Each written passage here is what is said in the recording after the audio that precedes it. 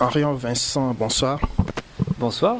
Vous êtes fondateur et chargé du projet Ciné-Cyclo qui a entrepris une activité au Sénégal depuis 2015. Est-ce que vous pouvez nous expliquer un peu ce projet?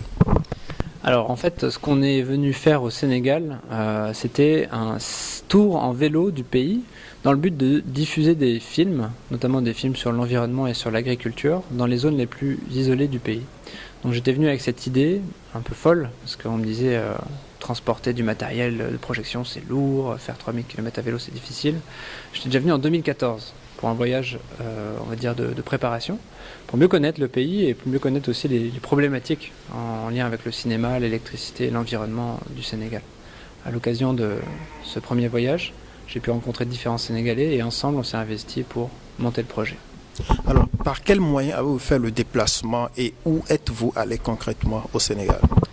Alors pour se déplacer, l'originalité c'est qu'on a pris le vélo. Ça a été le principal moyen de locomotion pendant tout le ciné-cyclotour du Sénégal.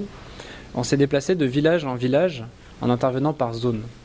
On est allé en Casamance, on est allé à Kédougou, on est allé dans Tambacounda, Kaolack, Siné Saloum, Mboro, Saint-Louis, le Djoudj et jusqu'à Dagana et presque aux portes de Podor avant de revenir à Dakar en vélo.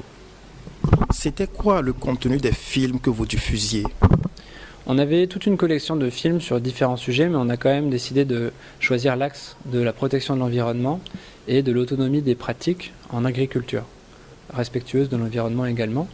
Le fait d'avoir choisi un seul domaine plutôt que d'être allé également dans le domaine de la santé ou de l'éducation, ça nous a permis de faciliter finalement la recherche de nos partenaires locaux, qui pour nous étaient indispensables pour mieux connaître vraiment les problématiques locales et faciliter la mise en relation avec les populations. Donc, au total, c'était plutôt une activité sportive couplée à une sensibilisation sur les questions environnementales. Exactement, et on peut rajouter aussi des bons moments de divertissement parce que dans la collection il y avait également des films de divertissement, des dessins animés pour les enfants, un petit peu de culture aussi parce qu'on a eu l'occasion de filmer nous-mêmes pendant ce voyage et de diffuser au fur et à mesure ces films, par exemple sur les cérémonies des masques dans le village d'Ibel à Kédougou. Donc ça a été aussi un grand moment de plaisir partagé entre les populations et l'équipe de ciné-cyclistes. Combien de films ont été diffusés au total pendant ce périple? Combien de films parce qu'on ne faisait pas forcément les mêmes programmations de village en village. Donc là, on est aujourd'hui à la fin du projet. Donc maintenant, on est à l'étape du bilan. Donc j'ai pas encore fait les calculs pour savoir combien de films au total, mais nous on a une cinquantaine de films qui ont été diffusés. Et surtout, on a organisé une centaine de projections. Donc on s'est arrêté à 101 projections et devant plus de 11 000 spectateurs. Donc ça, on a tenu des statistiques pour être capable de voir quelle portée pouvait avoir déjà ce premier ciné-cyclotour au Sénégal. Comment le projet a-t-il été accueilli par les populations locales où vous êtes passé? Alors ça a été très bien accueilli et en fait les populations locales nous ont chargé d'une nouvelle mission qui était celle de continuer à diffuser des films et à mener ce genre d'expérience parce qu'il y a vraiment un besoin qui se fait ressentir en termes d'accès à l'information, à la connaissance, que ce soit aussi dans d'autres domaines, pas forcément l'environnement, mais aussi sur l'éducation, la santé. Donc, même si le projet du Ciné-Cyclotour du Sénégal se terminait le 23 mai dernier, on a décidé de continuer nos actions sous la forme d'une nouvelle association qui cette fois-ci sera basée au Sénégal, qui a probablement s'appelé Ciné-Cyclo Sénégal, et qui aura pour mission donc d'implanter des ciné-clubs en région et mener des activités de projection régulièrement. Alors, le projet a duré de 15 novembre 2015 à mai 2016. Quelles étaient les épreuves pendant le voyage à vélo? Bon, il y a eu beaucoup d'épreuves physiques déjà, parce que le vélo que je transportais, que je pédalais, faisait 70 kg. Il faut imaginer que c'est un vélo sur lequel on transporte notre matériel de camping, matériel pour se nourrir, les vêtements, les outils pour réparer. Ça, c'est un vélo classique. Mais là, c'est un vélo particulier parce qu'il y a aussi le matériel de projection, tout le poids de la caisse, le projecteur, les enceintes. Donc finalement, déjà pousser ce vélo, ça a été une épreuve en soi. Et après, bon, on sait qu'au Sénégal, ce n'est pas que des routes goudronnées. Donc il a fallu aller vu que notre priorité, c'était d'accéder là où, dans les villages les plus isolés, on est passé par des endroits vraiment très difficiles d'accès, que ce soit du sable, des montagnes qu'on a dû gravir, comme au-dessus de Dindéfelo, on a dû carrément porter les vélos. Des zones très isolées, par exemple dans les îles de Bosinkang, Betanti, Sinesaloum, où là on a pris des embarcations même en pirogue pour accéder dans ces villages-là. Et justement, la question d'énergie se pose dans les villages. Comment vous êtes organisé pour avoir l'énergie et puis projeter les fils? Alors effectivement, c'était une des premières questions. Comment alimenter ce matériel de projection dans des endroits qui sont isolés, donc dépourvus d'électricité a priori. On a tout de suite imaginé fabriquer une génératrice électrique à pédales, c'est-à-dire être capable de générer, grâce au mouvement de la roue de vélo, de l'électricité. Donc on a testé différentes versions pour arriver finalement à un modèle qui fonctionne avec une dynamo qu'on colle sur le pneu arrière du vélo. On met le vélo en mode statique sur une béquille et grâce à ça, les gens viennent pédaler au fur et à mesure pour alimenter le matériel de projection, le matériel sonore, pendant toute la durée du film. Ah oui. Donc il y avait à pédaler non-stop pendant tout le temps que durait la projection, chaque projection. Exactement, il y avait 1 minute 30 de délai avant que le matériel ne s'arrête, donc ce qui permettait de faire les changements de cyclistes. La population a vraiment participé de bon cœur à ce jeu. Hein. C'était plus qu'une projection, finalement il y avait un peu de spectacle dans nos projections. Et on lançait des concours, quoi. On disait, bon voilà, le dernier il a pédalé 30 minutes, hein. Si tu veux t'arrêter au bout de 5 minutes, c'est toi qui vois, quoi. Et qu'est-ce qui vous a le plus marqué pendant ce voyage, pendant cette aventure finalement? Je pense que ça a été l'implication de jeune Sénégalais Yoro Diallo, qui n'était pas prévu au programme, et finalement qui nous a rencontrés en cours de route, et qui a cru dans ce projet dès le début, qui l'a accompagné déjà en nous facilitant les contacts dans sa zone à Kédougou durant 2 semaines, et finalement qui nous a invités, qui nous a demandé s'il pouvait, moi et Alain Chêne, qui était l'autre ciné-cycliste, à nous accompagner jusqu'à Saint-Louis, donc c'est-à-dire accomplir l'ensemble des 3000 km. Et c'est quelque chose qu'il a réalisé, et c'est un fort symbole pour le Sénégal, quoi. Et quelle est la prochaine étape du projet Ciné-Cyclo?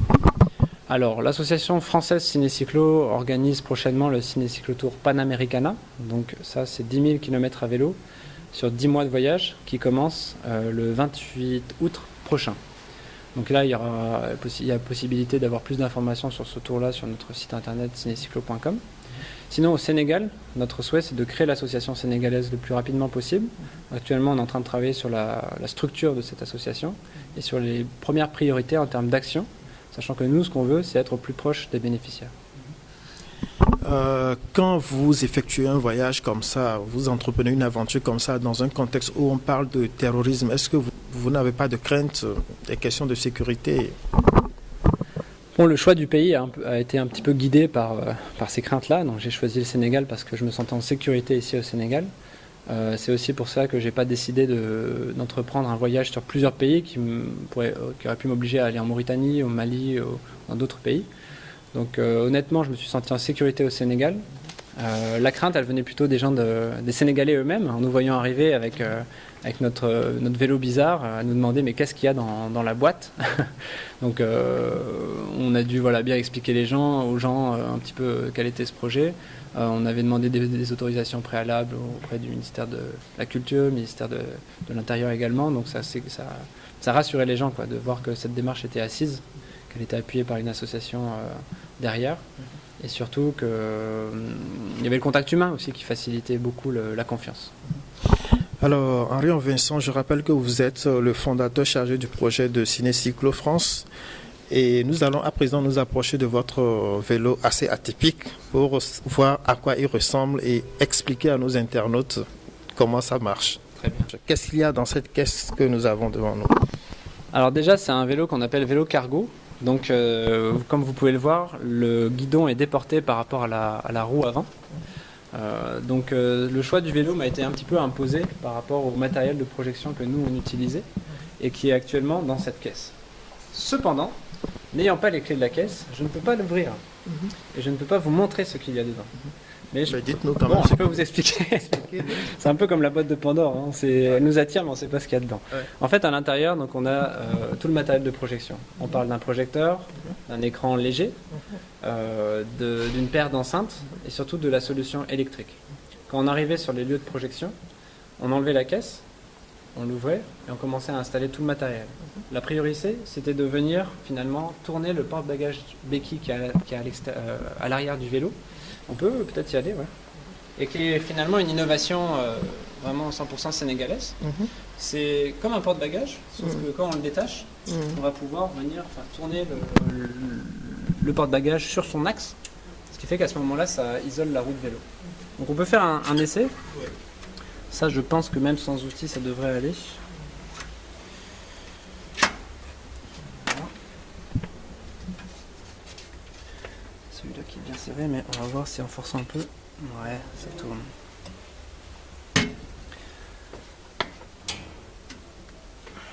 Ouais, il me faut un peu d'aide. Est-ce que Daniel, je peux demander à Daniel de venir m'aider? Faut juste tourner un peu. Sinon, laisse tomber. Hein. Ouais, laisse tomber, c'est bon, ça va. Ok. On est bloqué là, c'est pour ça? Ouais, mais c'est pas grave. C'est au niveau de ce boulon-là. Ouais, bon. Parce que les outils sont à l'intérieur. Et ce vélo-là a donc fait tout le périple avec vous pendant tout le voyage. C'est celui-là, ouais. Donc c'était un peu un défi aussi parce que le constructeur, ce type de vélo, c'est plutôt pour la ville, quoi. Donc c'est pour transporter les enfants à l'école. On en voit beaucoup en Hollande, on en voit assez peu en France et on en voit pas du tout au Sénégal. Donc c'est un vélo qui a beaucoup créé d'enthousiasme des enfants, un peu tout le monde, quoi. En plus c'est une caisse qui est décorée aux couleurs des cars rapides. Les gens réagissaient beaucoup à ce vélo-là. Ceci dit, il a bien joué son rôle, même dans les pistes de latérite. Et donc j'ai hâte aussi de retrouver finalement le constructeur de ce vélo pour lui faire un retour. Et vous faisiez combien de kilomètres par jour? Alors en moyenne, on va dire, c'était une quarantaine de kilomètres. C'était un peu l'estimatif que j'avais donné même au départ du projet. On s'est tenu à peu près à ça. Ceci dit, il y avait des journées où on était vraiment sur 100 km par exemple. Ça roulait très bien, et d'autres où on était beaucoup plus faible, une vingtaine de kilomètres. Ça dépend vraiment des conditions. Si on a une tempête de sable ou si on a une piste en latérite, on va forcément beaucoup moins rouler dans la journée. Alors Henri Vincent, CNPlus.com vous remercie. Je rappelle que vous êtes le fondateur chargé du projet de Ciné Cyclo. Merci bien. Merci beaucoup.